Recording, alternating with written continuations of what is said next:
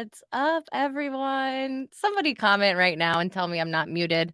I know we checked this before the show, but if anybody watched yesterday, we had like 2 or maybe, I don't know, 5 minutes of like horrible Lauren was muted talking to herself. So somebody comment right now. Let me know if you can hear me before I bring on our special guest today. Y'all aren't going to believe who I have with me. I mean, I know you know if you paid attention to anything about the invite of the show, but I have the phenomenal, the amazing, the one and only Leslie Venetz. Hi, Leslie.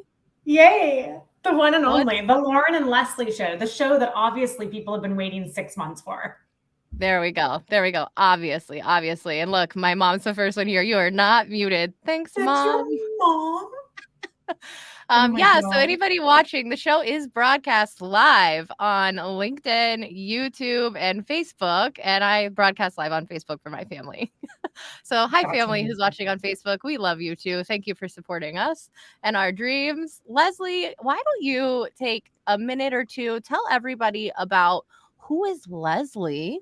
I'll give you the stage. Let me bump you up big here and tell everybody who Oh, Leslie is. great.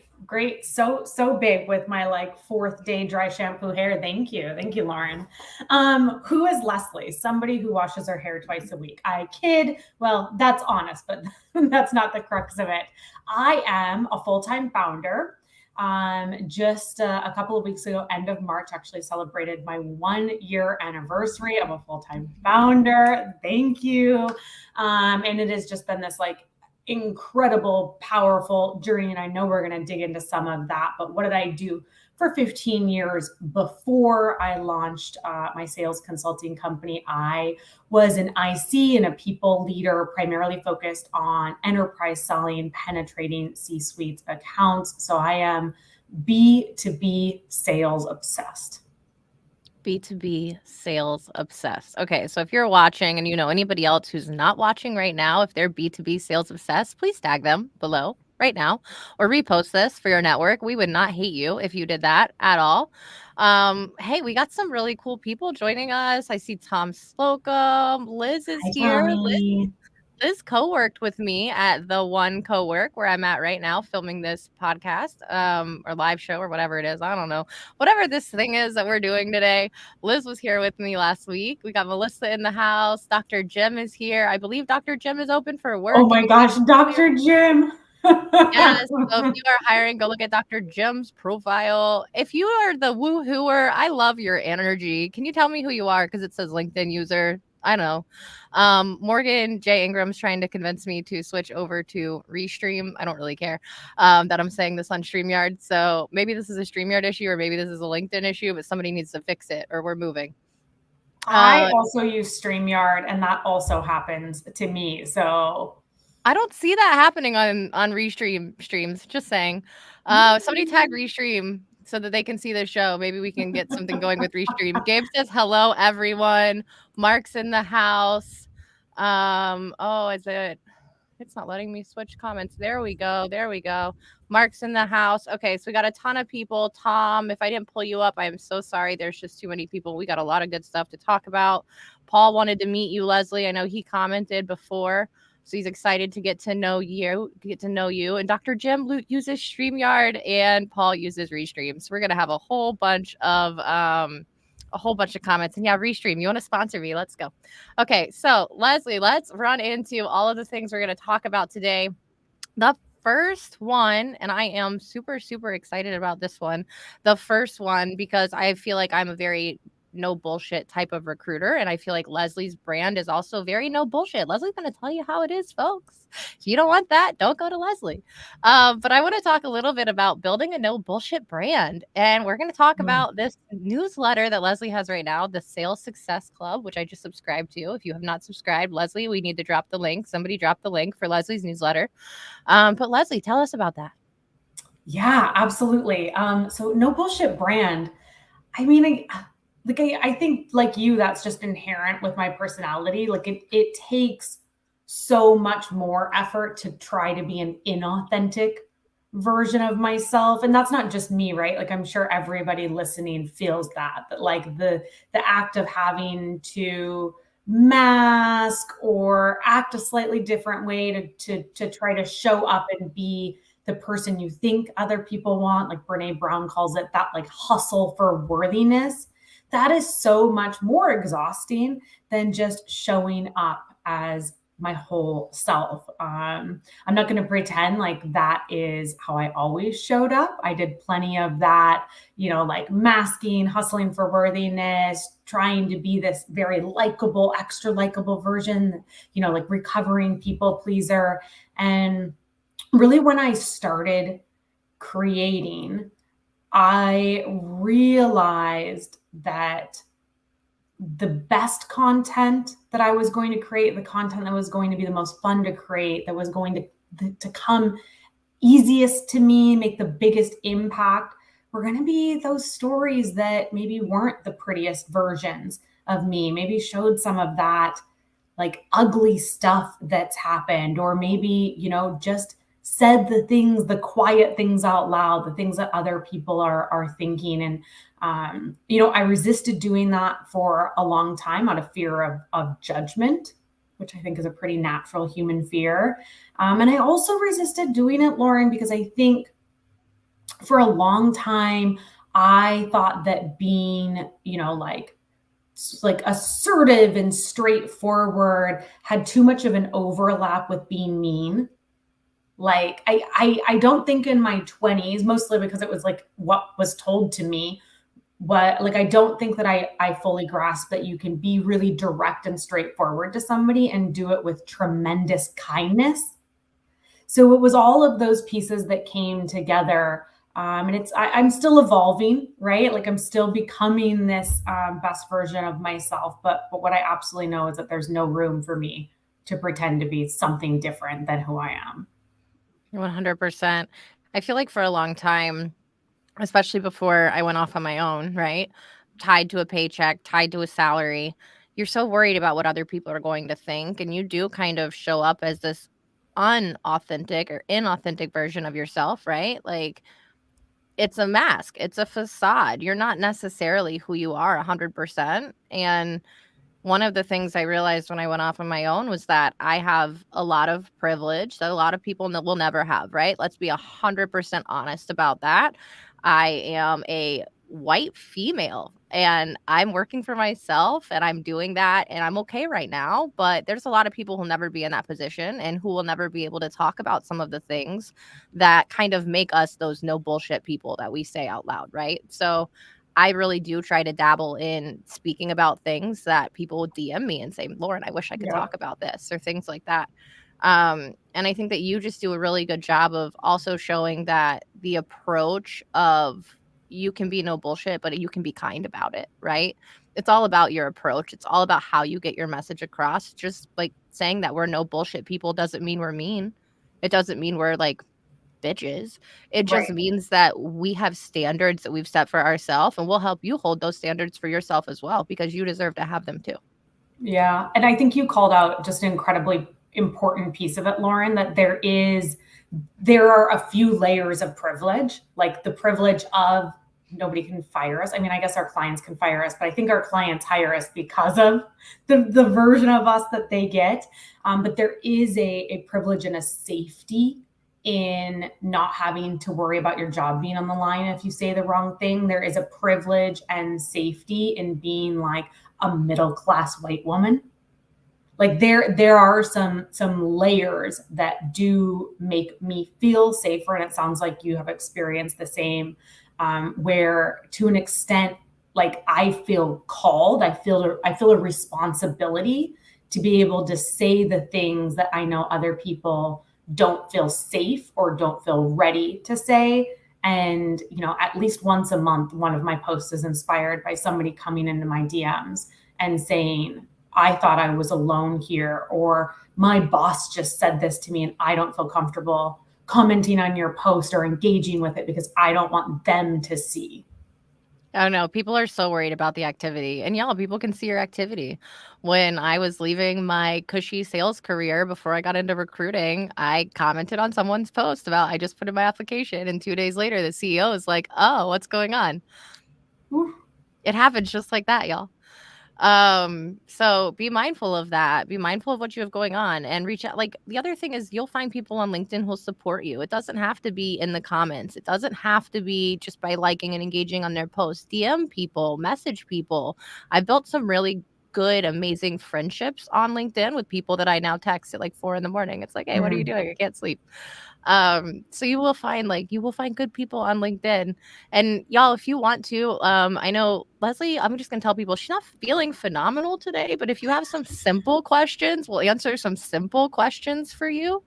We're not gonna answer anything crazy tough. Just letting you know. We're just gonna skip No, those I'm questions. here for it. I was so dang excited about this, showing up to have this conversation with you in this room with this group of people that I pulled literally everything else off my calendar today so I could save all of my energy for this conversation because I was Well, so looking forward to it. I really appreciate it. Y'all, I've been waiting for Leslie for months. I was gonna be so sad if she didn't come. I am here. I'm And look, ready. Tom agrees. Leslie is amazing. Yes, she is. Yes, she is. Paul says, I always in awe of actors and performers. I don't have the energy to become multiple people. It's Mm. exhausting. Sharon loves that. She's a recovering people pleaser. Being kind and direct is the best way to be. Y'all, Simon Sinek does a great talk about delivering feedback, right? And figuring out the moment that's best to deliver feedback. And you don't have to lie to people. You don't have to give them like incorrect feedback or like say you love something you didn't, but give them honest feedback in the moment when they're expecting you to be excited or happy for them. And then a few days later, like have your moment of peace. But it's all about how that comes off to people, and I think Leslie did a good point of talking about that. Paul agrees, tone is important. Text and emails can be deceiving. Has that ever happened to you, Leslie? Like a text or email gone wrong? For sure. And I don't think that I'm the only person that now will add like two, maybe three exclamation points after things just to make sure that my text isn't misinterpreted. I also have a dominant personality style. Like my preferred communication is a very direct to the point communication style. And it's not because I'm like mad at you or don't think you did a good job. That's just I'm a to the point person, and so just to make sure that when I say thanks, somebody doesn't think I'm saying thanks. I'll just throw in those exclamation points. I mean, there's plenty of people that are gonna all the gurus are gonna tell me that that's a terrible communication technique, but whatever. I'm an enthusiastic person too, so throw in some exclamation points to to minimize the chance that I'm going to be misunderstood in text and email. There you go. There's always a way to help it, y'all, but if you think you might be misconstrued, just pick up the phone. The Mm. phone's not that scary. Just try. Dude, Or I send a voice note so that you can kind of get my tone. So if you have an yeah. iPhone, like I'm dropping voice notes to you all day. Okay, so Dr. Jim wants to know Batman or Superman or Wonder Woman. Man. Wonder. I mean, Batman is just like a spoiled white man that like lives in a cave with his butt. Like he's not it. I don't like he's the villain in that story. Superman, like he's had some hard knocks. If I had to choose Superman, But would you pick Superman or Wonder Woman? Wonder Woman, Wonder especially Woman all like day. Wonder Woman played by Gal Gadot, like get it. Oh my gosh. Oh my gosh. Voice notes. Okay, so I love how you just said FTW. So forever, I did not know that meant for the win. What did you think it meant? Something the world. Oh my gosh. Like the memes where the mom thinks that LOL means lots of love, and then somebody texts that their brother died, and she writes back LOL. And then Yeah. her daughter's like, do you not know that that means laugh out loud? And she's like, oh, whoops. I'm literally reading a post. I'm like, why would this person say fuck the world? What's going on? And it was not. It's It was so for the funny. win. I was like, oh my God, I'm Well, such an idiot. I have to go back and reread all of these posts in new content. you're like, everybody's just so negative. I'm like, what's going on? What's going on in the world? Okay, Paul has a question. I'm curious in your journey to entrepreneurship, if you could go back, what 3 things would you share with a new entrepreneur? Oh, 3, Paul, because everything is content and I just had a lot of time to reflect on what 1 year into full-time entrepreneurship has meant to me. I recently reflected on this a lot.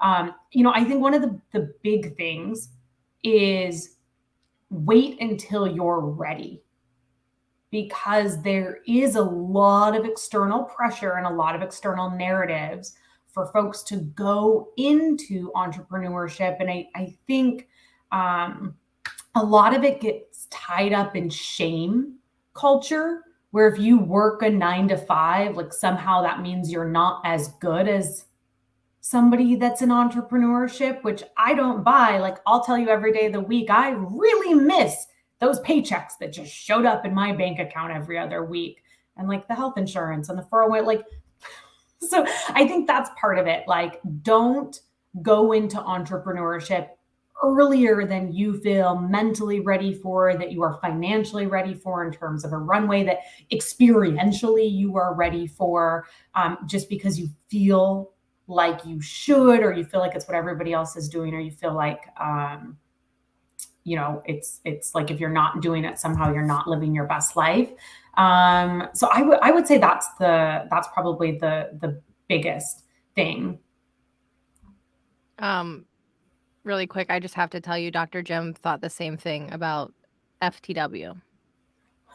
I am not alone.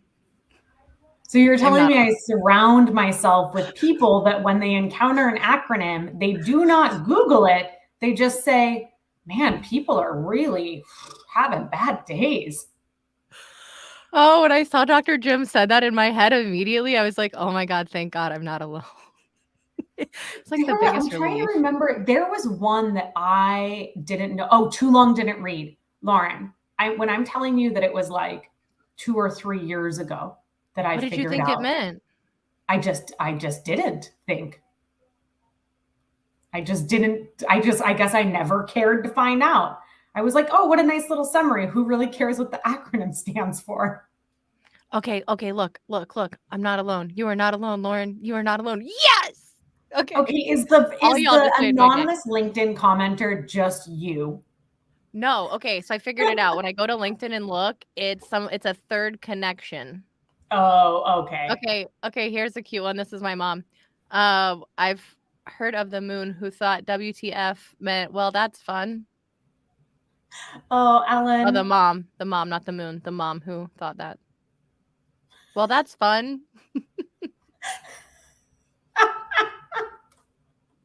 TLDR was too long to look up. I mean, yes, Anthony, you're not wrong. Okay, and here's the answer. No, it's not Lauren. It's not Lauren commenting. It's just somebody not connect with me. If you're showing up as LinkedIn user, it's because we're not connected. I'm not to 30,000 yet. I'll connect with you. Let's go. Oof. Okay, second topic. By the way, really quick, if you watched yesterday, tag FroPro again. I'm trying to get FroPro to recognize this show. And today we're gonna, if you want to entertain me, let's tag Celsius, because like your girl drinks a lot of energy drinks. Ooh. So why not like have some Celsius on the show? They're local, Boca. I'm in Boca right now. Boca Raton. Hey, what's good? Celsius. Celsius was in. Let's go. So I met their CEO, John, who still has me in pending on LinkedIn, by the way. I met their CEO, John, at an event that was put on by Owl. Shout out Owl. In Boca on, I don't know, Tuesday this week. I'm getting all my days confused. But y'all, let's get some more fun food sponsors, and let's give out some food and drinks to y'all. Wait, what is FroPro? What kind of snacks are they snacking on? I love a snack. They're the best little like snack bars. The one I tried, well, we tried 2 yesterday. My son ate the entire banana one, and I ate the toasted marshmallow. They're like refrigerated protein bars, like made with organic peanut butter. I don't know, freaking yummy. It tasted like, so when I was a kid at school, we had this thing, I guess before peanuts were horrible and you couldn't have peanuts at school. But we had this thing where you would like make this like non-bake candy. Ooh, and it tasted it was good. It was made of peanut butter. And I'm eating this thing yesterday. I'm like, this reminds me of that candy like we made at school with this like peanut butter. This reminds me of when we used to just give kids anaphylactic shock. Yeah, literally. But it was so good. So yeah, y'all, FroPro and Celsius, let's go. And while you're doing those things, open your TikTok right now and go follow Leslie's page. One of the things, I don't have like a like an actual topic for this, but I have to tell y'all, Les freaking hilarious reading dramatic LinkedIn posts. Where did you get that idea? I have to know. It was bore out of frustration and disgust. Like I needed a creative outlet to just vent. And I don't want to like vent to people. That gets old. Like, did you see this one? Like, I don't want to be that. But I was like, I need some sort of creative outlet because my newsfeed is just a steaming hot pile of garbage.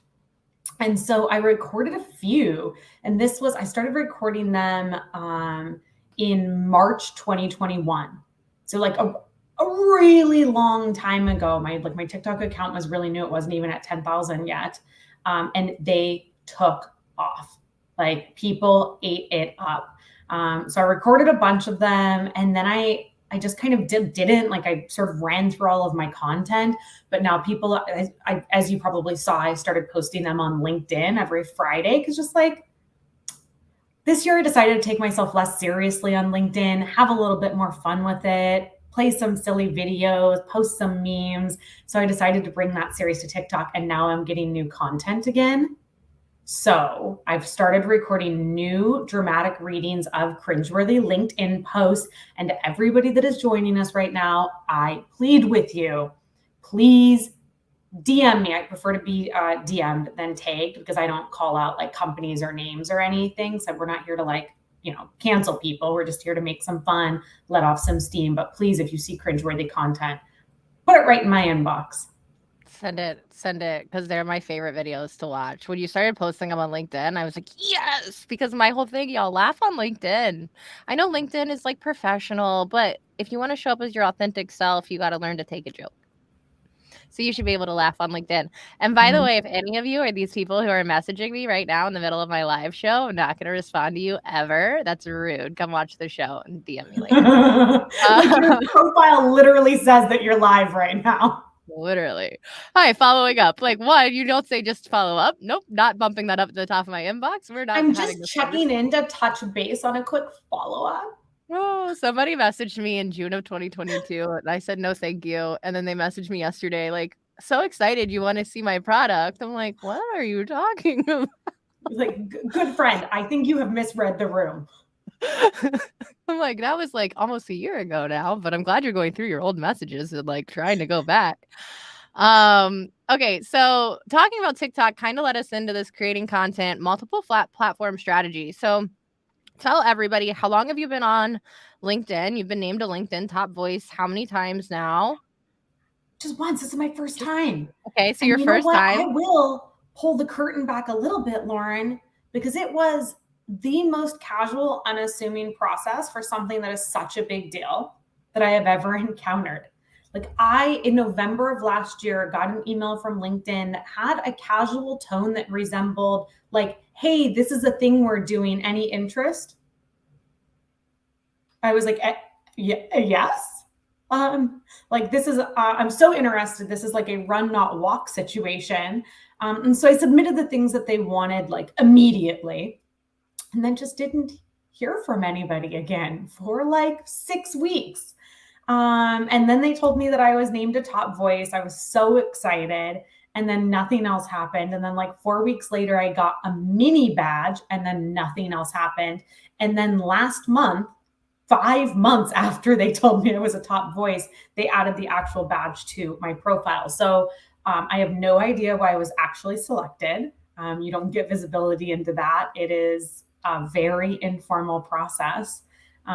So there's that information for everybody that's asking me how they can do it. I love that you're pulling back the curtain. I had James Perry on a few weeks ago, and like pull back the curtain on how do you become a brand ambassador? How do you do these things? Y'all, it's normally not everything you think it's made out to be, Yeah. right? Like, I don't think Leslie went and found some PR person that she paid $30,000 to who went to LinkedIn and was like, you got to give Leslie the blue check mark. No, those days are long gone. That's not what's happening. And y'all, if that's what happened to her in the communication with her top voice badge, imagine what's going on in your job search right now. Like, they can't even communicate with someone that they asked to be a top boy. No offense. I mean, whatever. If LinkedIn Great. takes offense, And I also, don't. I love you and thank you so much. And please think of me again. Leslie's like, I want to be a top voice forever. I love you. It doesn't matter. You never talk to me. Just leave the blue badge. And I'm over here like 3 days a week complaining about LinkedIn and wondering why I get no reach. It's like, that's why Lauren posts 10 times a day. Okay, to be fair though, like I was kind of surprised when they asked me because I put LinkedIn on blast like at least once a month. Like, this is stupid. Fix this. Why is everything broken? Like, dang it, Microsoft.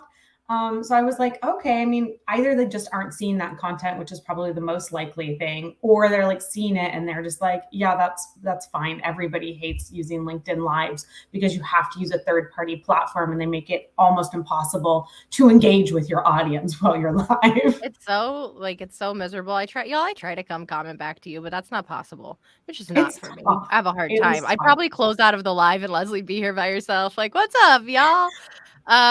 Okay, speaking of lives, really quick, I did a poll on lives. It's gonna run for a week, but I did it right before this show. By the way, if you are creating content, polls are back. In 25 minutes, I think I had like 2,000 impressions on my poll. So post a poll today. I encourage you. Or be a good person and don't post a poll. Anyway, well, listen, this is why I posted this poll, okay? So it's, do you watch live shows? So Yeah, interesting I feedback. voted. Because, well, you voted, but I can see everybody who votes. Newsflash, if you ever vote on a poll, the author can see how you vote. So, out of the 54 people who said they do not watch live shows, one of them is the person who DM'd me last week about how hot I was. Thanks, but no thanks. You don't even watch my show? I called his company out publicly. They never responded or removed the tag. Also, the other person who said no that I thought was really interesting was somebody that I was on a live show with. I'm not going to call this person out, but I've only been on live shows with so many people. So y'all go assume who you want. Somebody I was literally on a show with does not watch live shows. So thanks for never watching my show. I'm not inviting you anymore. But Random. now I know 52 people to not invite to my show next week, and I'm not wasting the invites. So I'm actually going to use my poll to direct my invites to the right people. Oh, Because that if you is don't watch so live shows, why am intentional. I wasting my invites on you? So that's Okay, the whole point of wow. my poll. That is so not how I send invites out to lives that I am doing. Like I try to be all about like balancing quality versus quantity outreach, but I tell you when I send invites, I literally go through and filter by the right time zones and then companies. So we'll do like currently work at like, Pavilion, Rev Genius, like, women in sales, hype cycle, like the sales community companies. And then I just invite everybody. Yeah, I mean, I used to invite everybody, but then I was looking at the demographic, like who's coming to my show, and I'm like, that's not the audience I want. So like I am trying to be a little bit more intentional, I guess, like the second 6 months of running the show. I You will sent me tell your y'all, dashboard. It's working. I sent Leslie's the first person I've sent a copy of like my dashboard of like other than the like companies I want to sponsor my show to like prove to them why they should show up and sponsor my show. But I sent it to Leslie and I didn't show her the names that went with like the viewing statistics. And it's so interesting to like see the names and I just don't feel right like showing it off. But it's so interesting, like the people who actually I'm gonna say this in the nicest way because if you ever came on my show, I know you gave a shit and I appreciate you. But the people who actually like really give a shit and like promote and interact and like it's something that they really want to do and it's not like a favor they did for me, like you can just see it in the numbers. Like all of those shows that were incredible were like not the people you think. That is Let's just say that. very interesting. Okay. Yeah. So yeah, anyway, Yeah. So, anyways, creating creating content. content, multiple platform Multiple strategy. platform strategies. So you said that you do things based on some time zones and things, but on LinkedIn, are you scheduling your post or are Yeah. you just posting as it comes to you? How, like, what's your strategy? Almost everything is scheduled. So I decided to start taking LinkedIn serious in October of 2020. Like I know the exact timeline because I like really started taking it seriously. I made a very, very intentional list of creators and then I blocked time in my calendar to make sure that once a week, every single week, I was going back to like leave a meaningful comment on like some piece of content of theirs that resonated with me and was generally engaging more. And then that's when I made the commitment to start posting daily. I have posted daily since then. I'm almost at day 1000. I think it's in like June or July, like it's really soon, which is very exciting. And have gained like 15,000 followers. It's hard because I also delete a lot of people that are like, spammers, bring no value, don't ever engage with anything. But like 15 to 20,000 people since then. And that was also right about like 6 weeks later is when I launched my TikTok. So I really like decided to go all in on creating as an avenue to like connect and build community and engage in a way that I thought it felt fun. It felt like something different. And if there's anything that I love in this like sales and marketing world is the sort of always be testing mentality. So I was like, okay, like let's see if this works. Let's see if this works. Like you and I being here today is evidence that it obviously did. But the only reason that I can post as consistently as I do on LinkedIn, and the only reason I was able to get my TikTok to, now I'm at like, I don't know, 30K something, was that I batch create. So a lot of people are familiar with concepts like time boxing or clustering or batch creating, which just means that you try to get yourself into an undistracted flow state for a specific activity. So that's how I create all my LinkedIn and my TikTok content. So like I also create my LinkedIn content based on my menstrual cycle because I know what times of the month I'm going to be most creative. Like the juices are going to just be there flowing and it's going to be easy for me to tap into. So when it's the right timing, I will block full days and then I will create. So usually I can spend 1 to 1.5 days a month and create my content for the entire month. And then 80% of it I schedule, and then like 20% of it I post in real time because it's just like something short or something playful or something that is like, very time specific. Man. Okay, that's goals for me, y'all. Goals. From somebody who just posts as it comes. Goals. I think But I a wanted lot to of people wait. do that. Like that's Yeah. how Josh Braun posts, and he has Yes. 200,000. So like the way I do it isn't the right way. It's just the What way works that for works you? for me because Exactly. otherwise I get overwhelmed and it starts feeling like a job and it Right. loses like I lose that like fun creative avenue and it starts feeling like it's a burden, something I have to do. 100%. No, I love that. I mean, you're almost at 1,000 days in a row. That's insane. So My nice. goal so I just started I've been on LinkedIn. We've all been on LinkedIn forever, right? Like, we had a LinkedIn, it sat there forever, nobody used it. And I got serious on LinkedIn a year ago, last April, early April, and I was like, "I'm gonna post every day for a year."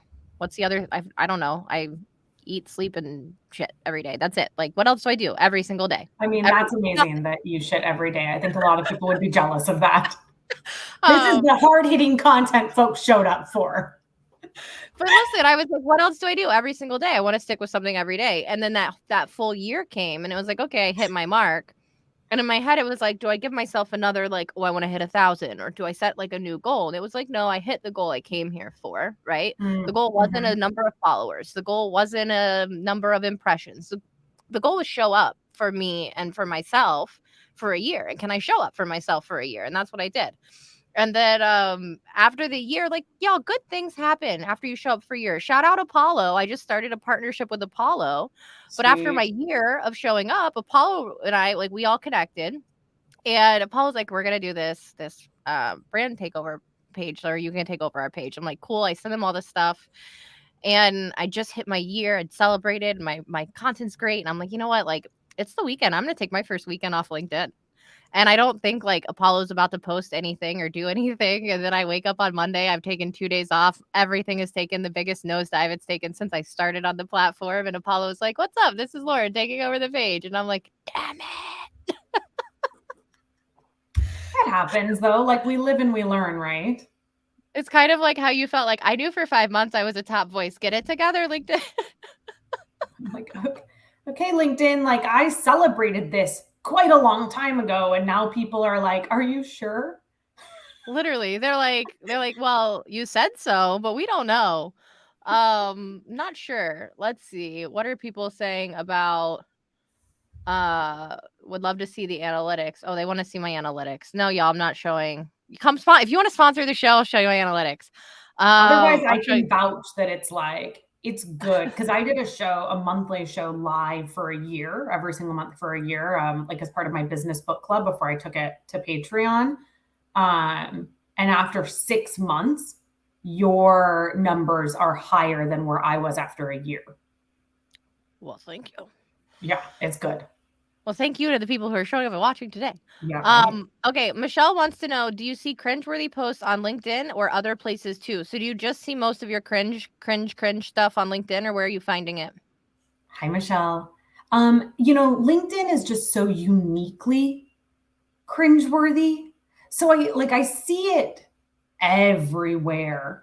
Like Instagram, I think has a tremendous amount of cringeworthy content, particularly from like wannabe pretend coaches. But those end up being more rants. I also sometimes, when I'm feeling feisty, pick fights in the comments on Instagram with fake coaches calling out the things that they recommend. Because sometimes I'm just petty and it feels good. And I know it's not a good use of my time, but hey, I'm not perfect. I think that LinkedIn is just this incredibly interesting version of cringe. Morning Brew had a very funny video about why is LinkedIn so weird, and it hits the nail on the head. But one of the things that they said is that it is like so incredibly performative, and so many people show up feeling like they have to perform, that like they really, really stretch for content, which results in them putting up content that's like, I told my sister she was fat. Did she need to hear it? Yes. And that's what good leadership is, saying the hard things. That same creator, by the way, is 3 weeks earlier posted a video about how his sister had just had a baby. Oh.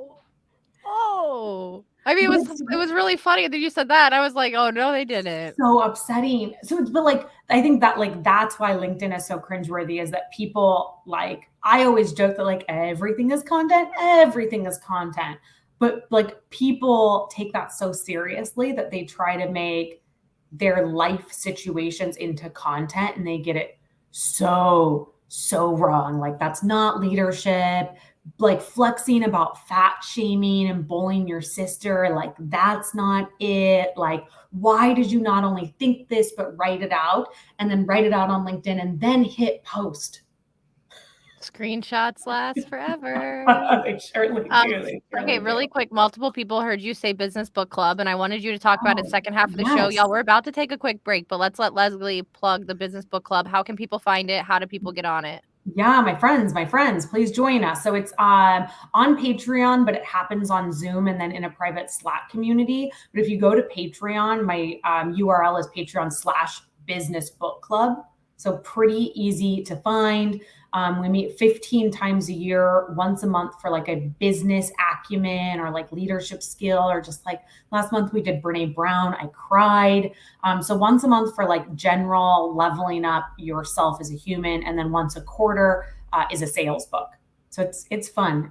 I love it. It's growing. It's new. I was talking a lot about micro communities and how I think like micro communities and micro events are the future, because we want to go deep with people. And then I realized that if I'm going to talk it, I should walk it. So I made my own. There you go. Hey, I one day I was like, I'd really love to have a talk show, and I'm never probably going to have one in my life. So I just started this show every Friday, and here we are. That's right. You can do whatever you want in life. Just create it for yourself. Okay, we're going FTW. Literally. We're going to take a super, super short break. Let Leslie have a sip of water. 40 seconds. We'll be right back.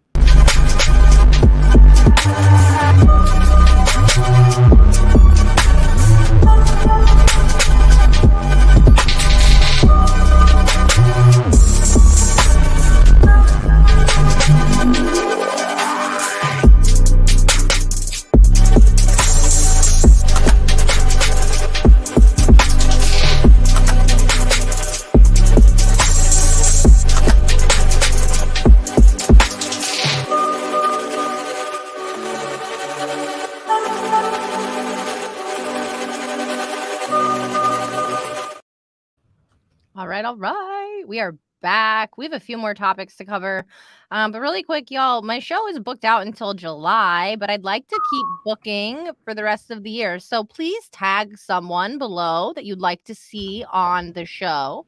And I'd like you to know Liz. Liz is the bomb. Liz just dropped your link for everyone. What a hero. And so did this person that just says LinkedIn user. That's me. So I'm anonymous. I don't know. Hey, LinkedIn and StreamYard, y'all figure your shit out. Yeah, I don't know. Anyway, okay. Liz dropped it too, but here you go, y'all. Go join Business Book Club. Even if you don't have time right now, just go bookmark that link so you can get back to it when you're bored at 2 a.m. and you're like, what was that thing they were talking about? You don't have to go watch another 40 minutes of Lauren and Leslie talk to figure it out. Bookmark that link. We're great. or you could just watch this again. I will say the shows that I normally do with another female get more overall view time. I need somebody to help me really dive into my analytics of my shows. I know. I feel like there's so much there. But that's a topic for another day, y'all. That was not something we were going to talk about today. Please go follow Leslie on LinkedIn. We're going to talk about a few more things. We kind of got out of order in the way we talked about things, but who cares? Leslie does something amazing that she does on Mondays. I do it on Fridays. Fridays are my bare minimum days, but Leslie follows a bare minimum Monday schedule. So please tell everybody, one, what that means, why it might work for them or why it might not, right? Yeah. But what has it done for you in terms of your productivity? For sure. So in corporate America, I 100% believed that I had to come in and hit it hard on Monday, right? 8 a.m., all hands meeting. And if you're not starting strong on Monday, you're just not going to make the most of your week. I bought into that hook, line, and sinker as a sales manager. I scheduled Monday morning stand-ups. When I left corporate America, I took time off. So I left in January and I didn't launch Sales Team Builder until the end of March. So I had 2.5 months where I just sort of sat with myself. And one of the questions that I really challenged myself to answer was, which habits truly serve me that I should carry forward and which don't? Which are the things that I was just doing because I've always done them and other people did them that way and I thought I should. And the way I managed my time, something I've always been pretty obsessive about. I love time management. I think it's fascinating. It's one of my superpowers. And so I stopped having meetings on Monday, stop doing stuff like this, lives and client meetings. And I realized it significantly reduced my stress. And then I pulled all the way back and removed even coffee connects, anything, so that Monday was just mine.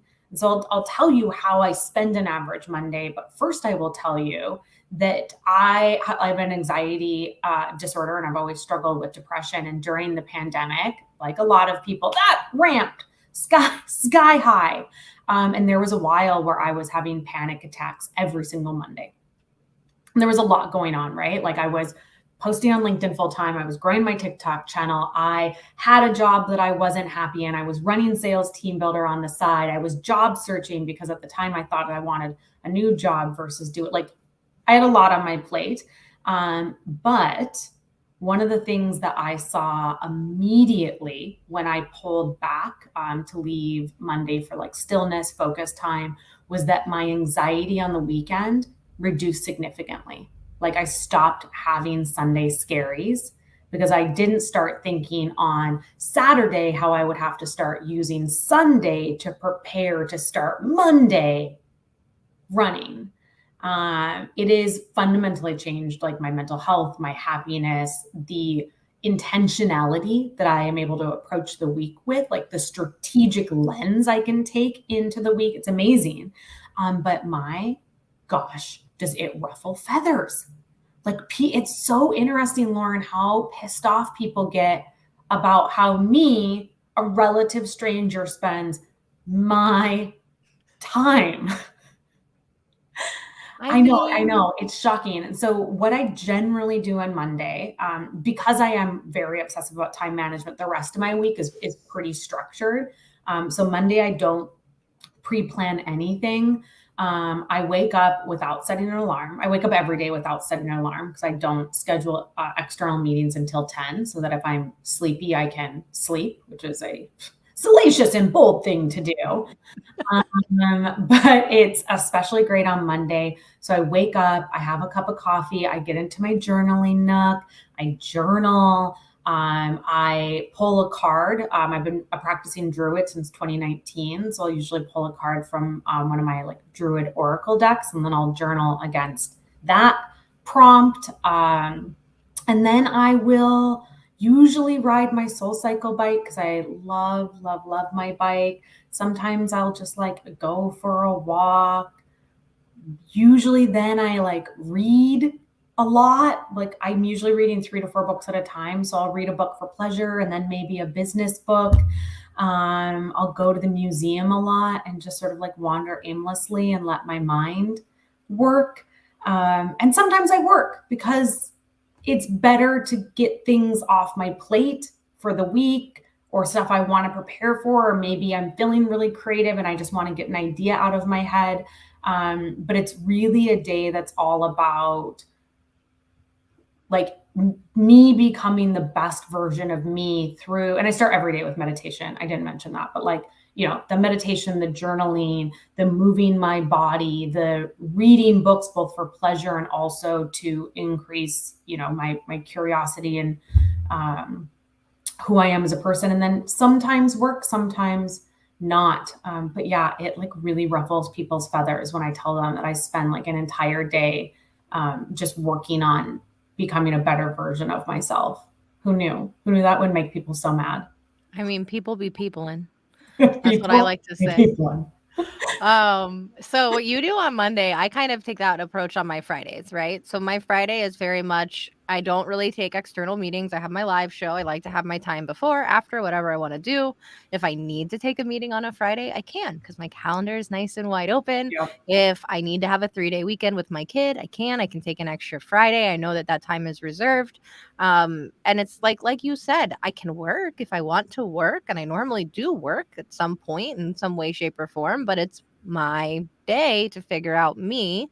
And y'all, we do these things as children, right? We read books for pleasure. We explore. We don't just work. We don't go to school all the time. Like, doing nothing but your job and then having the weekend be your only time to clean your house, cook your meals, do your laundry, all of those busy work tasks that you have to do, that, let's be honest, were never really meant to have two people out working and then you come home and do it together, right? Back in the day, you could afford to live on one person's salary and one person could stay home and do that full time.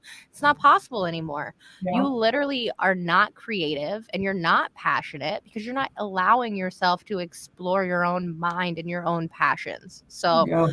anybody who talks to me about, I do a lot of job search strategy coaching, and the number one thing I ask people, it's like, tell me 3 things you're passionate about. Stop talking about work.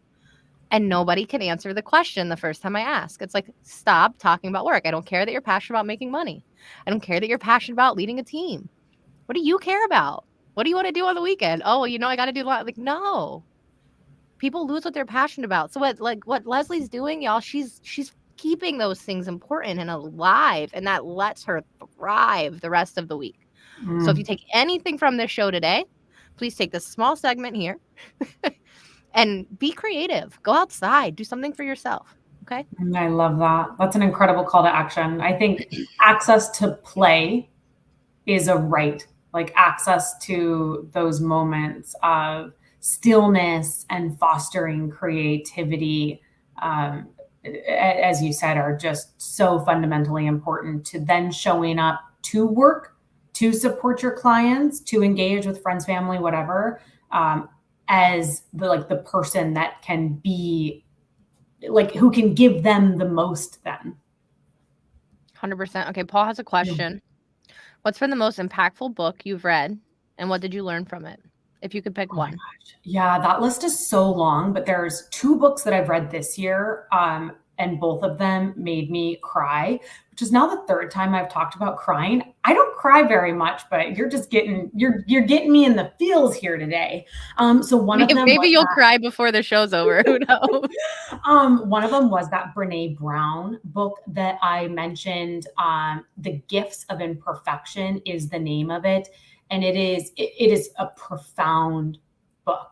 Profound. It talks deeply about the need to have compassion for ourselves. It talks about how we often hustle for worthiness. We stop believing we are inherently worthy and we start hustling for it. And it's just like, it's so good. I mean, I'm not telling folks something they don't know, right? Like, I didn't discover Brene Brown, but like, it's great. If you haven't read any of her books, read any of them. If you have read some of her books and you're looking for another one, The Gifts of Imperfection was incredible. I also am in the middle of a sober, curious reset. And the first book I read is part of that. So I gave up alcohol for Lent, which started this sort of journey. And the first book I read was called Quit Like a Woman. And then it was like the bold choice to stop drinking in a society obsessed with alcohol, something like that. But Quit Like a Woman is maybe the best nonfiction book I've ever read in my life, ever. It is powerful. And I think, Paul, it might not be the book for you, as you do appear to use he, him pronouns, but for any of the women out there, even if you are not thinking about like being sober, curious journey, I don't care. I still think you will. Yes. I got to take her on that one. Yeah. It just like, I'm struggling to find the words because that's how meaningful the book is. Like it fundamentally shifted the way I thought about a couple things, like just from a book. And I think, Lauren, what really shook me is that it made me realize I have read almost nothing in my entire life that was written by a woman for women, so deeply rooted in the female perspective, that was not about how to be prettier, how to be thinner, how to be something that is like an external measure of success, or like how to be something that isn't deeply rooted in what's most important to you. It's like that, like you're getting external validation. And this book was very much like, can I curse on this show? Of course. I've been doing it the whole show. Come on. Yeah. This book was very much like, fuck what's important to other people. Do what feels right to you. And she says something in the book along the lines of as she's getting sober, she realized, she had to say no to things that maybe were things she previously would have said yes to, or no to people that she previously would have said yes to. And she said something along the lines of realizing that it is always better to let down somebody else than it is to let down yourself. And I was like, okay, Holly. We don't put ourselves first. We don't care about ourselves more than other people, especially as women and mothers. Especially if you're a mother, you are somebody who's just been taught to like literally give the shirt off your back to anybody around. And like, yes, that makes you a good person, but that's not the person you have to be all the time. Be your own CEO, care about yourself, tell other people you're important and show them how to make you important, right? Like I tell people all the time, I set boundaries for myself. I can help you set them for you, but you will know how I want to be treated when you interact with me, because I hold everybody to the exact same standard. Okay, really quick. Paul wants to know, have you read Braving the Wilderness? I haven't. I actually hadn't read anything from Brene in like 5 years. And then this reminded me that that was a mistake. And I need to make sure that I read something from her like every 6 months, at least every year. So I will put that on my list. Paul, thank you for that recommendation. And get it, Melissa. Report Melissa back. just Like, will you please purchased. hop into my DMs after you read it or while you're reading it? Feel free to like share what is speaking to you because I am here to listen. Melissa's one of my 4 a.m. LinkedIn friends, y'all, just so you know. Sweet. There are people you will meet that are your people on LinkedIn. We only have a few more minutes. We didn't even get to our last topic, so I'm just gonna let Leslie say a few words about it. Whatever, we had fun. I hope you all had fun. You know what? I think we did though, because we this was like a thread that we pulled. Throughout, Yes. throughout, yes. But I mean, essentially, what I just like to tell people is like, y'all, if you're not failing, you're not living. When I was growing up, I was on a sports team, and one of the things the coach said to us at the end of the game, it was like, "Listen, like the team that makes the most mistakes probably won the game because they were playing the hardest. They were doing the most. They were active the entire game. Like be active. It's not Yeah. a 4-letter word to fail. If you fail, you learn something, you try again." Mm. Yeah, there's a couple workbooks that I'm doing as part of this Sober Curious Reset, one being the Sober Curious Reset. Another one is called A Course in Miracles, which I am not recommending. I just, I'm already too far into it and I don't like to give up. But She does not recommend it. She will finish it and let you know how much more she does not recommend it soon. we'll finish it.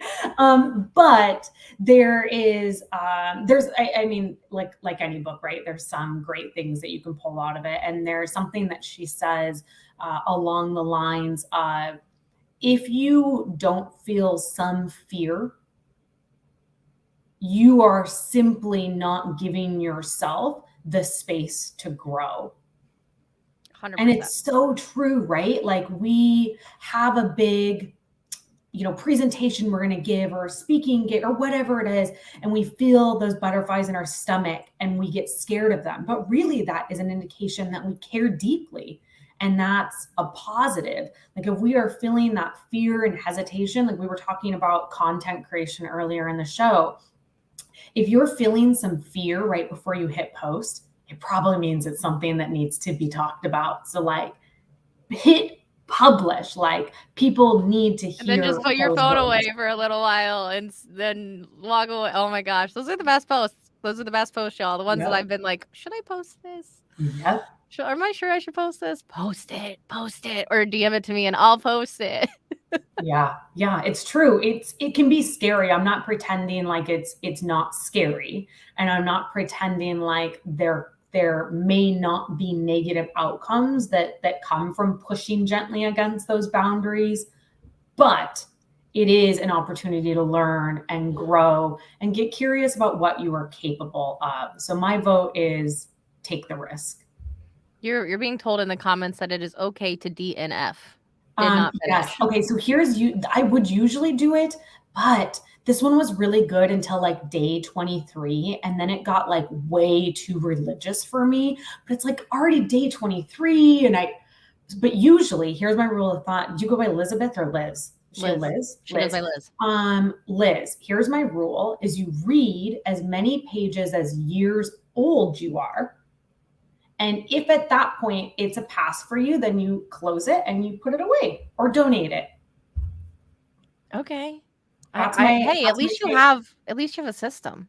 I do have a system because I also have a really hard time. Like I'm so stubborn, Lauren. I know that's shocking, right? So shocking. It's so shocking. Leslie's stubborn. What? And so I'm like, I started this. I'm going to finish this. But I read a book years ago and it won a Pulitzer Prize. And the subject of it was like two Greek siblings who get married and then they move to the US. Liz will probably know what it is. I hated it so much. It's the same guy that I think wrote the Virgin Suicide. Now I can't remember the name of that, but like a very popular author, won a Pulitzer Prize. I hated this subject. I hated I hated everything about it, but I like really felt like I had to finish it because everybody else loved it. And then I Googled like, when should you put a book down? And I found that like book, book pages to years of age, and I read to whatever it was at the time, like 31, and was like, no, I just hate this. And then I You're like, left it no, in we're good. Barbados. There you go. There you go. Well, she found something that works for her. Find something that works for you. I want to be respectful of everyone's time today. But the last thing, if you watched yesterday, my son chose live that I would be getting rainbow nails at the nail salon. So, y'all, here are the rainbow nails. Oh, they look fire. I love them. They're kind of like a mermaidy chrome rainbow. I don't know. I'm The toes into look it. just as good. But if you're in Boca, go to Utopia Nail Salon. If you want to co-work, I'm actually going to be reserving a room at the one co-work for a Friday in May, so we can have as many people come as we want to come co-work. So if you're going to be in South Florida in May and you'd like to come co-work, let me know. Liz does know the book you're talking about. Yes. Of course she would. Thank you, Liz. Yes. Oh my gosh, Liz, yes. All right, y'all. This was a fun show. Thank you, Leslie, for coming. Everybody go follow Leslie one last time. Don't forget. Tag FroPro, tag Celsius, tag Restream, tag all of your friends. We will see you next Friday. Until then, enjoy your weekend. Bye. Thank you. Thank you, everybody.